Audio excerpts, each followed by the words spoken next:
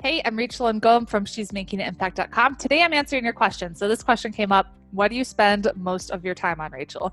Great question. So right now I spend 99.9% of my time on creating content and then working with my students inside of our group coaching programs and then my private clients. I don't have a ton of private clients intentionally because I like having a lot of free time. In the beginning, when I started this business, I had one virtual assistant in the Philippines. He wasn't doing a ton of work for me. It was like 10 hours a week, $6 an hour. And then I was doing everything on my own, literally everything. And it's a lot when you're first starting out. And so as I started to generate profit in my business, I invested a lot of that back into the business to get people to help me because I needed help. So I lived very, very simply in my personal life so I could invest as much back as possible into my business. So my first major hire was our team's virtual assistant, Ariana. And I call her virtual assistant, but she's like executive assistant of all things. She does so much. Her brain works in a way that mine doesn't, so she can figure out automations and all kinds of stuff. So Ariana does so much on our team. Then I hired Lizzie. She's our team's social media manager. Hey, Lizzie. She's the bomb diggity. She edits all the podcasts, all these videos. She does a lot for our team. And then I hired a few contractors. So I hired somebody to do Facebook ads for us. I hired somebody to create sales pages, landing pages, kind of like a launch strategist. They create sales copy and all that stuff.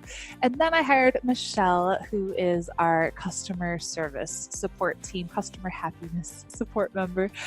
So we expanded quite a bit over this past year. So I've been able to focus only on my zone of genius, which is so homework for you, write down all the things you're doing in your business right now, every single thing, and then circle the things only you can do. What are the things that only you can do? So for me, it's creating content, showing up live on video, being the brand and everything, being that person that shows up live.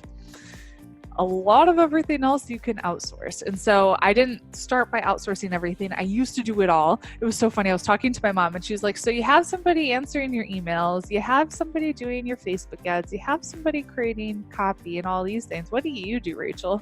I'm like, I enjoy France and time with my family, but I still work hard, but it's in a very smart way, strategic way, and doing the things that only I can do in my zone of genius.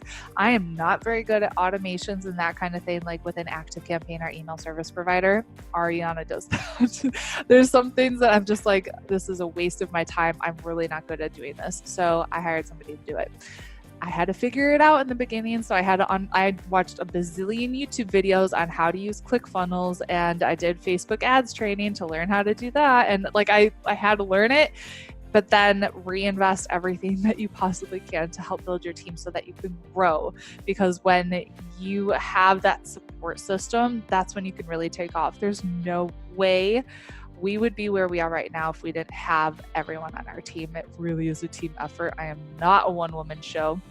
So typically it's going to be creating content, and showing up. So I hope you found that helpful.